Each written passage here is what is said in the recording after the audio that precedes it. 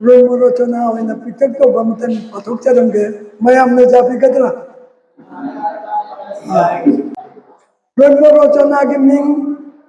happy birthday इकाई खुमनजरिबी गी मफमदन ओलुंगना निंगसिंग जबदी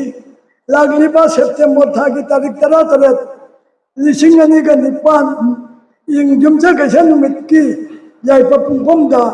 अखोई अमत पोक्चब इमोम सनाबिगी हैप्पी बर्थडे पालोन तौजगे हाइदना थौरांग तौजरी ब्राह्मण वैष्णव अहल लमन लाई गुरु इपाई पल इमा इंदोल मरुप मपान अमसुम इचल इचे सिंगना नुमित असिगी याइपा थौरम सिदा लुकलेन फंगमिन्नरबगा लोइनना नाम संकीर्तन श्रवण तौबिरदुना पांथोक चगदौरिबा थौरम असिं मपुंग फाहनबिरनबा नोलुकना निंगसिंजरी पत्रना बाटोन जबगी इराल मार्जोना तौबिगनी बाटोन जरिबा नेप्रम नेपुलियन सिंह मपा श्रीमती नेप्रमोंबी नौबी देवी ममा कयादी इनखिनी कया बुलीखिनी फाउर फाउर आई बगया ने इखिबना वाली लिसिंग लाखा कया सुखरे निंगवंदगी हुरानुना हंदोगलगा मसागी ओइसिनबा ममिंग नुतो ओंथोगलगा मानैबने हाइजिनखिबा खजिक्तन मवंग मानदनबा सेमदोगलगा इसिनबा मीना लिरगलगा इसिनबा मीगी मदै मनाव खनबा मथौ ओइना तारगा डायलॉग हापचिनबा मपा मचा मचिन मनाव मनि ममौ उखनबा लारबगी पुंची मयायो रप पुंची चायाम पोकपगी पुंची नुपी ngaktab पोकपगी अमत पोकपगी अमा भाव पोकतबगी पोगलगा लुना तौबगी ताथीना तौबगी वारकपा इनबा इनदबगी लुना तौमनबदगी मचाना लुटवन कादुना हुदुम चाबा लौरकपगी ममा पोकतबगी मनेम भत्तबगी यावोंग इनबगी मचा मवाल लंथोगलमलगा अतोप नुपादा चेनखिबगी लोनबगी निंगबा गायबगी थाजदना माय पाकबगी तौबिमल खंगदबगी साबी सानौ नुंसी नुंगोलगी असीगिसु मथक्ता तीन गांग जीव जंतु कयागी अपेन पेनदबा कया मालेमगी चौखटबा लोन कयादा अफावबा मयायोरमना फावबा सुफाव फावदबा सुफाव फावरोइदबा अईगुम्बा अईबा कयाना इख्रिबसिंग सिंथाबा ngumlaroi अईगी ngasiगी वारीसिबु तीरिगने मोर सेमिदं वारीगी मगुन समगनी अदु ओइरबदी अई वारीसि लिजररोइगे नमोर सेमोय हाइरबदी लीरगे हाइदो खरबवादी ngakna siko अखोई से मंगू तसें नमक मंग फाउना बजातीनी अदुंगाई इनिंग थो भैगा चंद्रना तेखाव द सामो फंगैदा मंग की बमंग अदुना ngasiदा परेंग लेंग अदुना अखोई की पुंची परेंग लाना लंबी चथरी इनिंग थो चंद्र कीर्तिना शिलचर मालूग्रामदा दरबार लेंग पद मंग की बमंग जिला दरबार की जहाज आखत पदा प्रमाण फंकी जोनावता हिजमीरा बोदना सिलेट जज की मंग जेल द मंगी बमंग सिलचर इतखोला द मंग फाउनरी ngasiगी nahalol singna mangjari bamang sibu nupi anang yauna tirgi number semdoktuna manghaloi aduna ni aina wangang na si haijari basi nobi nepram wajan Napoleon ni nupi ni maming nobi kaujabatagi wani makoki masamda kaplakpa poka achauba mayaga natana angauba macheta mata ude sahisu wajan Napoleon lagi khadik lekhatli mapangi lan thumgi paiduna lekhraba jatni adunabu wajan Napoleon na ngobigi mangakta angauba kundo pareng huglubani नालमद्रबदी हौजिक फावबा निंगोल कागे लेतें ओइरम खिगदबनी मखोय मतै मनावगी मचा मत लेजदे लेबगी मवंगसु उद्रे चही लेसिलकपसिदा ओजाने पुलेओना नुपी अतोमी अमा थीगे खनबगी वाफम नोंमा ngौबीदा फोंदोगलुई लिखरबी ngौबीना नुमितु खांग अमा लंखाइदुना तुगाइखी चुमनागी लंखाइब नते खांगदुल फेंगलंबदगी वादु ताबदा सावमनखीबना ओजाने पिलोन तमना लंगकपनी लाइबक फबदगी TV यंगदुना लेरिबा ओजाने पुलेओन अमदी कला टीवीदा पलहौदे नुमितुदगी ओजाने पुलेओनना नुपी अतोमी मा थीबगी वाखल थादोखी चाबी नंबर लेतबना अमदी लिखजबना लंदी को ख्वाई करगी ओजाने पुलेओनना निंशन यंगुना खितंग केबा फियहन ममद तुरकपा यादे नुमदांग याचंबगा नोंग फदोक हंजिन हौद्रबदी कुफंग हंखिबना अहिंग तुंबा पंदे नोमगे अहिंग अमदा खनब मखै खनरगा थेंगलम तुमथकी नोबिगी फैजुम मनुंगा लेकागी हौदोंग हनुबी अमा लाक्पना मचा पोक्सिलरे मचा पोकपगा हनुबी ओइबगा नौफम साथोक नमदना सीखरे ची ची लाउना मखोलमा ताबदगी नौबिना फैजुम भांगोक्तना येंगबदा अनक फिबम दूरे फिंगना मपुलोय बबो हौदोग लगले हौदोग मचादुना फजबा नौफमदुना कैदौबा नहाक कोक चुमसिनखी हौदोग मचादुबु ngौबिना ओनखरे ngौबिदु ममा ओइबगी वाखलदा थुमतखरे मैनिंग गुनखरे ओजाने पुलेओना नोंगानबगा मपी असी मदु पुदुना फुमजेलुरे नौफमदु करमना थौनीरगा थमगनी हाइबा माइबा माइबनीदुना थीदुना होनखी हानगी लेजबगा लंकाबा हाइबबु पेरे थोए नौबिना मचाबु चाउनबा जोकपगा जोकपदा तौखिबा जोतोनमीना पंगम ngam नोंथी नोंमंगले लोक थुंगनी नुंसा सियल सारे कुचू मुगनी किजबदगी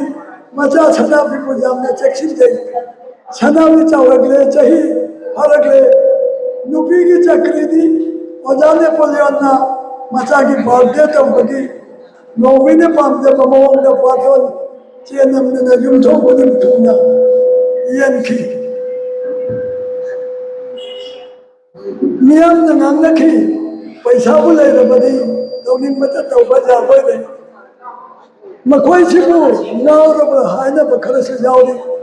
खनथबा हल्लमनसिना थौदौसी मपा मपुगी छदकदगी दमक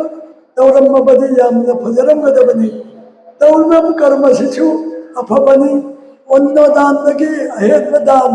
कलीसिददी नाम संकीर्तन शोभनदगी अथोब धर्म लेत्रबनी हायना सुने बादे नुमिददुनी सुमांसा मंगोल मानोब थुंगा मीगी मींगतना थनखरे संगोलदा बमोन मरी मंगाना थोंग मथाक होदरी ओजाने पुलियोना इमुंग दमुक संग मंगोल दमुक सेन ममदोक दमुक ओइथुंग थुंगा चेनुना लाव खोगदना सोयदना होदरी सुमांगदना बादगी कंगना नबा के कचौमा निगोल मचासिंगना येंगना सजाइरे ओजाने पुलियोना नुपी बु मचा लेब्रने पोगी हाइबगी पोगोय खोदे ताबु तहौदेने अलापदगी माथोन फंबा हलमनसिंगा लंबी लागना अमना मदंगांगै के कन्ना मथरा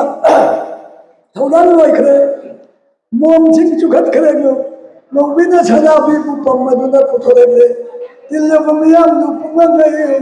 बादे दु हौदो मचा मगी ओइरमदुदा स्लेट पेंसिल लाइक पीबा पुरक कांगुदी खरा इकाई नहीं सनाबी दुखी कि मना ममा की ꯃꯊꯥꯗꯒꯤ ꯆꯣꯡꯊꯗꯨꯅ ꯆꯦꯟꯈꯤꯒꯗꯧꯔꯤ ꯃꯃꯥꯅ ꯀꯥꯝꯗꯨꯅ ꯃꯣꯝ ꯄꯨꯝꯅꯃꯛ ꯃꯨꯊꯠꯈ꯭ꯔꯦ ꯃꯌꯥꯝꯅ ꯈꯨꯕꯥꯛ ꯄꯨꯔꯞ ꯄꯨꯔꯞ ꯈꯨꯗꯨꯅ ꯁꯛꯂꯛꯏ ꯍꯦꯄꯤ ꯕꯥꯔꯊꯗꯦ ꯇꯨ ꯁꯅꯥꯕꯤ ꯈꯪꯗꯨꯅ ꯁꯅꯥꯕꯤꯗꯨ ꯆꯣꯡꯊꯗꯨꯅ ꯌꯨꯝꯗ ꯆꯦꯟꯁꯤꯟꯈ꯭ꯔꯦ ꯈꯨꯕꯥꯛ ꯀꯟꯅ ꯈꯨꯔꯛꯄꯒꯤ ꯉꯧꯕꯤꯅ ꯃꯌꯥꯝꯅ ꯁꯥꯎꯕꯅ ꯂꯣꯏꯈ꯭ꯔꯦ ꯃꯌꯥꯝꯁꯨ ꯁꯥꯎꯏ ꯅꯣꯡꯅꯕꯁꯨ ꯌꯥꯎꯏ ꯃꯇꯧꯗꯨꯗ ꯉꯧꯕꯤꯅ ꯑꯃꯨꯛ ꯁꯅꯥꯕꯤꯕꯨ ꯐꯥꯗꯨꯅ ꯄꯨꯔꯛꯏ ꯑꯃꯨꯛ ꯈꯅꯥꯏ ꯃꯔꯛꯇ ꯆꯪꯂꯨꯔ ꯃꯥꯜꯂꯦ ꯃꯨꯁꯤꯟꯃꯨꯔꯛꯂꯦ ꯁꯅꯥꯕꯤꯒꯤꯗꯃꯛ ꯃꯃꯥ ꯉꯧꯕꯤꯅ ꯀꯦꯛ ꯀꯛꯂꯦ ꯃꯄꯥꯗ ꯏꯟꯕꯤꯔꯦ ꯁꯅꯥꯕꯤꯗꯁꯨ ꯏꯜꯂꯦ 마수 짜래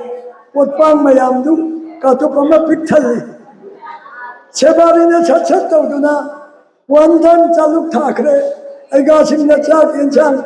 마텔 수나 옌 그래 마텔 따라마토이 수나 바바띠 굴라수 야우리 누가이보나 동토락과 타박기 감탱나 파자래 이신 옌말로 퉁바가 오자네 불려나 구람드나 할칭달로 강긋 그래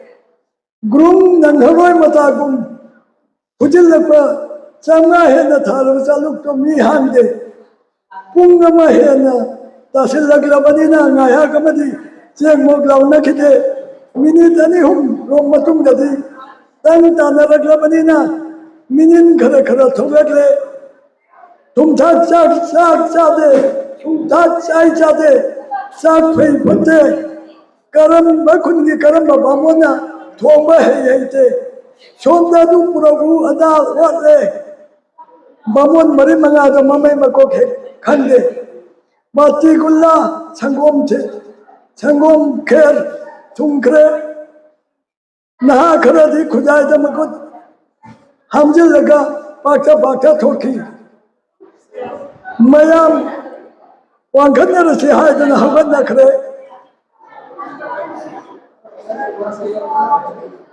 chenginmana hawanna phat chenginma hodai phamna baising mathang mathang kirton mapu rosaiko vaishnav sambasa muktiyari mai ben bhabak sing mafam chana phamkre lei chandon mandir pujalo hauna be pumna loiraga pala leble kirton mapu rosaiko leble moibung khomana signal piraglabada kirton mapuna Shrimad Radha Govind प्रीति आनंदे बलहो प्रेम श्री करो हाइदना final हुइसल खोंग्रबदा पुंगजेबा Meena तोंग तोंग तोंग दोता हाइबदी कीर्तन Hodeidah हाइदना हगत की तत्तना तारीबा तारी तातना हाइबा इसैना इसै सकपना होदना नाकपिनबा गुरु वंदना वैष्णव वंदना तहुकी इसे मथंग मथंग लंखदुना इसे सकपना दुहारदा छैदानबगा लोइनना दुहार की चोलोमदा अहल ओइरब दुहार दो सदौ थोगी इसेना बासिगना वाथोक ओइखरिबा तैसुना लमन सिंगलसिदा पंतक तौबा पुंगजैबना मवंग सिदा कोटालना यानदुना lamam chingduna tonglarani haiduna marak thatuna pungmen namat laurai punglonna tatakit tateng tatakit tateng saukhine taton saubine taton pungi men namat thaki kirton gi roz subtana nungai na phunma mi alaman phawa yausilatre Namit चुप्पा नामनाका होना सकपा नंगी मिच्ची खलक कनु वाखल इलांग लांगे ने अदुगुम्बा भक्ता बहिदरगे अतदाय Laing में यादव फन्ना लखरद मंगाय होकी भवो यावत्तबा संकीर्तन सैचक पचिंग function शांखेद्रे लोसिंग्रे अहल सिंगुम दक्षिणा तौखरे पोतपांग मयामनो मतै मनावना लोइसिनबा होनकी नुगाइबा वाखलदा मुनखिदुना सनाबिबु निंसिंखिद्रे निंसिंगलपा तांजादा युमगी काचिन बया यौना थीखरे सुमखन फंखिद्रे बाद्यगी दमकता सनाबिगी मगकता सना मोहरमना साबा मेडल की बनी मधु पामदना कनागुमना फादना पोखरबा पुरम तारे खनबदा नौबिना मचा पकौदना थमोय सोना हिंदना कबलगी फने कुइना कबले पीना पुंचो चोले ओजाने पुलोन नौबिना कबले बदो तादुना तारी बला नंगु हादना कन्ना कौई ताजे खंगिन दिनुना होदोई नौबी खंक्रे खंखी मतिन थो थो छिलगा लाई सोलगी विष्णु विष्णु ओंथोक ममु मंगिदा हादना मसादु तिंगली जानी लोजरे